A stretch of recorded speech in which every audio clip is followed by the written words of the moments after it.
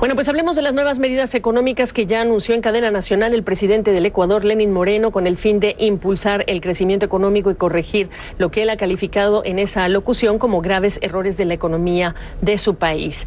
Lenín Moreno indicó que no habrá incremento del impuesto al valor agregado, que se va a mantener en 12%. Este era uno de los puntos que mayor expectativa generaba.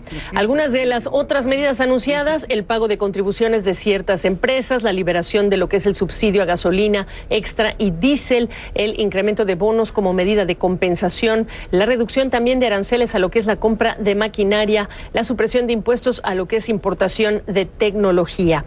Vamos a saludar a Augusto de la Torre, ex jefe, economista jefe del Banco Mundial para América Latina, me acompaña desde Washington. Qué gusto saludarte, y tú ya sabes que el día de hoy ha sido una jornada de protestas de los transportistas que piden o mayor compensación o que se derogue la medida, es decir, que regresen los subsidios.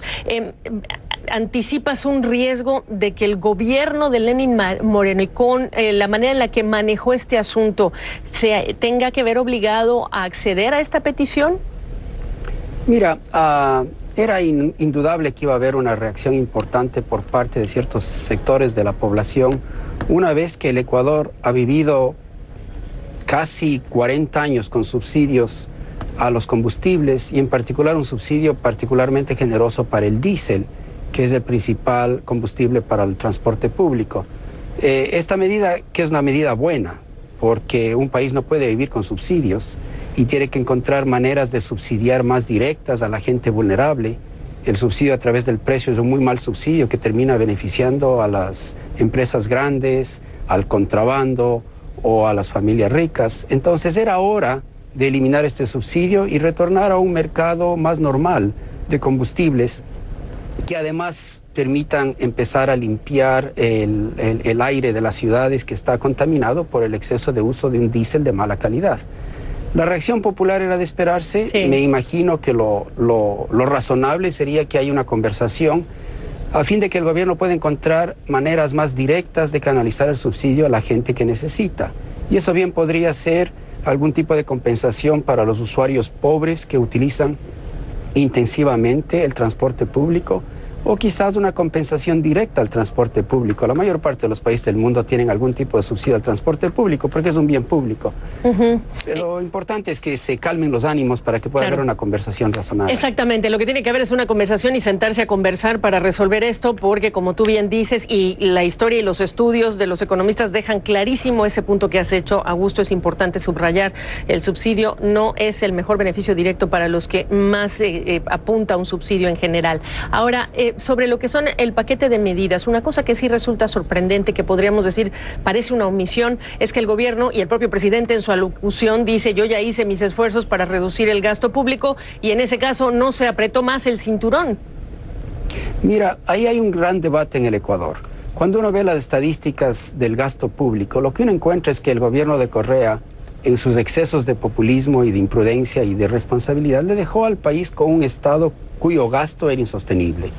Y el Ecuador ha venido desde el año más o menos 15, 16, con más velocidad en el año 2017, reduciendo el gasto. Obviamente, cuando reduce el gasto, empiezas cortando el gasto de inversión. La inversión en el Ecuador, la inversión pública, había llegado a niveles extraordinariamente altos en comparación con otros países de la región. Entonces era obvio que era más fácil empezar cortando el gasto de capital. Ha sido mucho más difícil para el gobierno cortar o hacer recortes en el gasto corriente, particularmente en la nómina. El número de empleados creció mucho en el tiempo de Correa y la nómina es muy grande.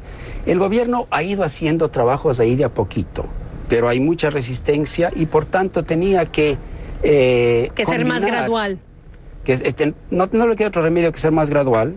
Tiene que todavía recortar el gasto corriente y particularmente la nómina, pero no le queda otro remedio que acompañar ese esfuerzo con algún tipo de ingresos fiscales. Y el que ha escogido es la reducción de la eliminación de los subsidios a los combustibles. ¿Qué me dices de lo que son las reformas fiscales? Es caro despedir, es caro contratar. Ahí parece también que se ha quedado corto, y en el último tiempo que nos queda en esta conversación también, mucho se ha hablado de que no se eliminó tampoco lo que es el impuesto a la salida de divisas. Mira, habían tres grandes reformas en las que tenía que trabajar el gobierno dentro del acuerdo con el Fondo Monetario Internacional. La primera es la fiscal, que ha tenido este componente de subsidios, ha tenido la eliminación del anticipo al impuesto a la renta, un recorte en el impuesto a la salida de divisas y una reducción muy importante de aranceles para maquinaria, equipo, tecnología y materias primas. Todo eso suena bien.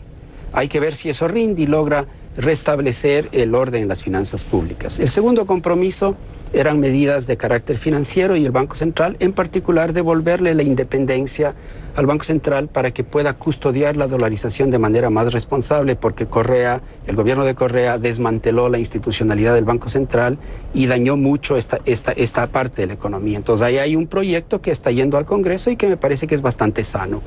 Y en tercer término era una reforma laboral. La reforma laboral es particularmente importante en el Ecuador porque como es un país dolarizado, su moneda está atada al dólar y el dólar está muy fuerte, necesita encontrar flexibilidades para poder generar empleo formal. Entonces la reforma laboral es importante. De lo que sabemos hasta ahora, el gobierno propone ciertos pasos pequeños de reforma laboral que en mi opinión se quedan cortos. Pero cuando uno valora todo esto tiene que darse cuenta que en este ambiente político tan álgido, si el gobierno consigue eliminar los subsidios de los combustibles y restablecer ese mercado, arreglar el Banco Central, el hecho de no dar pasos más decididos en la reforma laboral, tal vez se le puede perdonar a sabiendas de que vamos a necesitar más en el futuro. ¿Qué me dices de la salida del Ecuador de la OPEP? Para los analistas del mercado petrolero resulta claro que no se le va a extrañar al Ecuador, que sí, así en pocas palabras en relación con la producción, lo digo con mucho respeto, por supuesto, Augusto, pero ¿qué me dices tú también? Evidentemente tiene razones fiscales de hacerlo, ¿no? Todas las razones. Mira, el país es un país muy pequeño para que sus intereses coincidan con los grandes productores del petróleo. Entonces, el Ecuador no ganaba nada con ser parte de la OPEP, excepto a veces tener que ajustarse a ciertas decisiones de la OPEP que no eran buenas para el Ecuador. Entonces, me parece que al Ecuador, país tan pequeño, le conviene en eso velar por sus propios intereses. La salida de la OPEP, la salida de la UNASUR son en ese sentido buenas decisiones para el país. Para los exfuncionarios de tiempos de Correa que se lamentan, que dicen que esta es una decisión, es un error salir o sacar al Ecuador de este grupo, de este cartel de producción de petróleo, ¿qué les dices? Mira, esas son visiones ideológicas, llenas de fanatismo, pero no son pragmáticas. Mira, el gobierno de Correa le dejó al país con una fuerte debilidad institucional. El gobierno de Correa redujo los pesos y contrapesos, capturó la justicia, amordazó a la prensa libre y ocultó la corrupción. Entonces, que el gobierno de Correa ahora venga a dar clases de institucionalidad cuando arruinó la institucionalidad del país, que el gobierno de Lenin está tratando de restablecerla, me parece que es una hipocresía de monte mayor, ¿no? Qué gusto saludarte, Augusto, gracias. No faltaba más, gracias por tenerme aquí.